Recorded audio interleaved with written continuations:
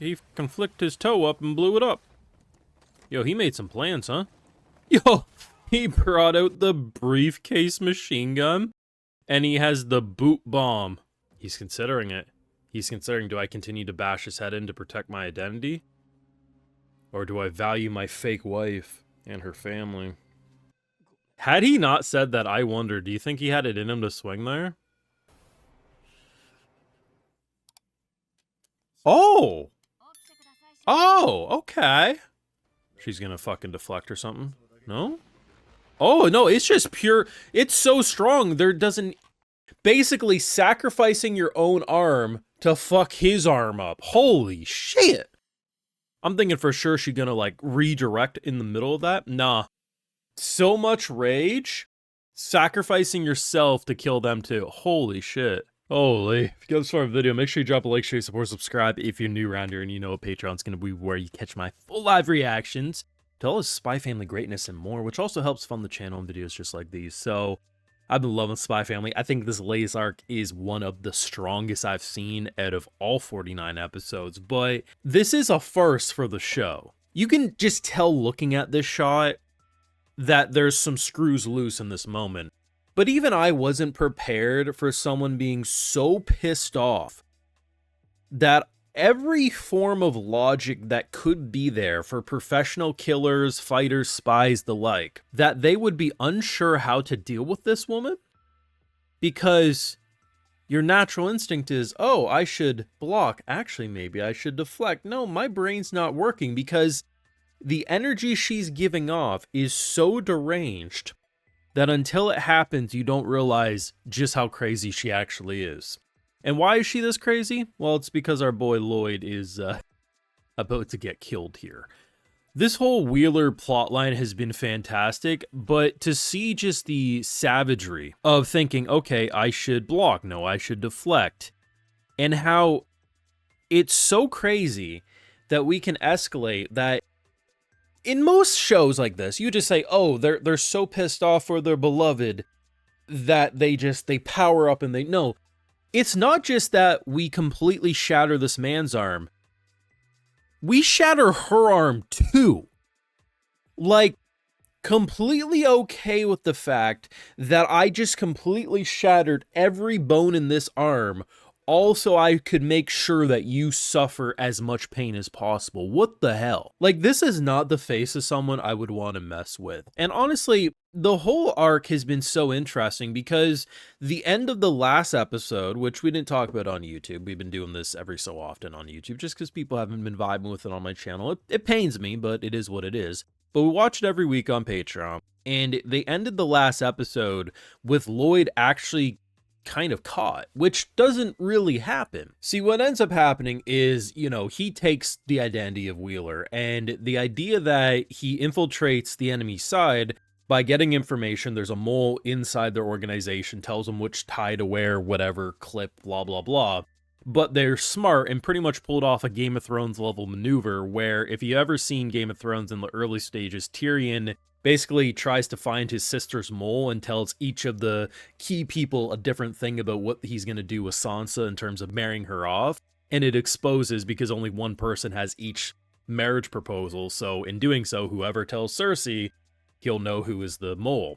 Same thing here. Whoever wears, because each, like if you wear the blue pin or the green pin, whatever, you're going to know where that comes from. So it exposes him. And you don't normally see Loid in this type of moment. Nor do you expect to see Loid almost dead at the end of an episode, right? And I think what's so interesting is the identity he ended up taking was that of, you know, Yor's brother, Yuri. And Yuri, he freezes because in any other situation, he would just kill him here, right? Like, this is part of the mission.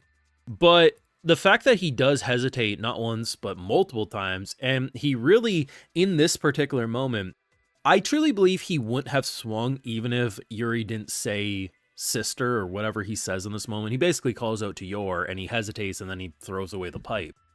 But there is an argument to be made he might have swung if he didn't say that. And that's crazy. I mean, there's been a lot of development for Loid as a character, and he's definitely become a lot more family oriented, especially when it comes to Yor.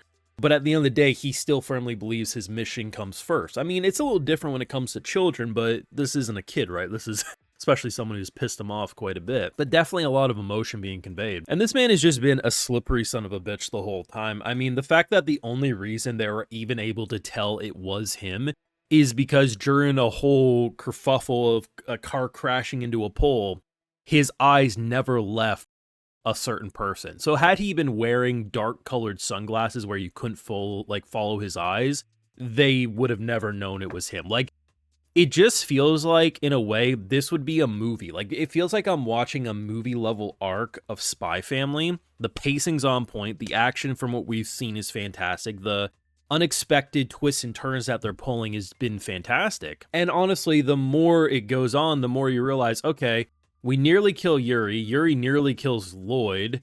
Loid nearly gets killed by Wheeler, and she sacrificed an arm and nearly killed herself to kill Wheeler. It's just, it goes and goes and goes, and Yor's out on the floor bleeding like, ooh, I feel like I'm making all these mistakes, and it's like, well, if only you knew what was really happening. And, I mean, there's still some funniness in this episode, but for the most part, it's a much more serious arc, and I think it really ends this season on a very emotional high. Like, I assume next episode, there'll be some more comedy. Like, of course, he had a little Yuri, kind of like, I wonder what's going on. Like, he kind of broke the ice a little bit before it all ended, but I imagine there'll be some Anya content and stuff like that. There'll probably be some sort of family ootin at the end, just enough to tie it together.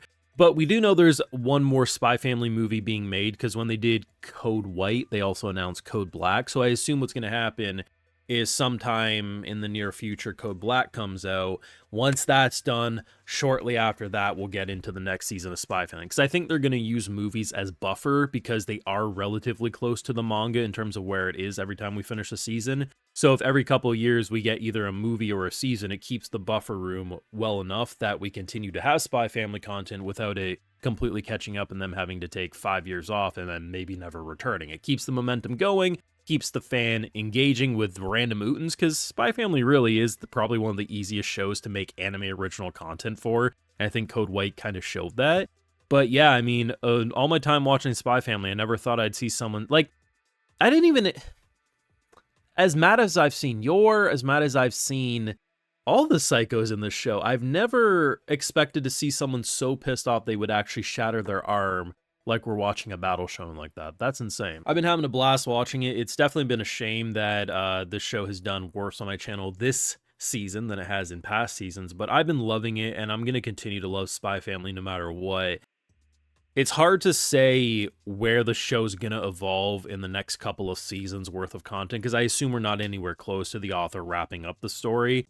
But the one thing I do hope is we get more and more Yor content as it goes on, especially when it comes to her job. I do think it's the hardest content to write, because wholesome family mother and then murderous psycho, it's, you know, sometimes it can be a little much of a Jurassic shift, but I think it is the most interesting content for the most part. But I will say, despite Loid feeling more the same things with him anymore, I do think between his backstory and this arc, we are having some of the more refreshing Loid content all at the same time. So good stuff. Let me know your thoughts down below. Drop a like, share, support, subscribe if you're new around here. You know, at Patreon, full live reactions and exclusives to all these Spy Family episodes, even if we don't cover them every week on YouTube.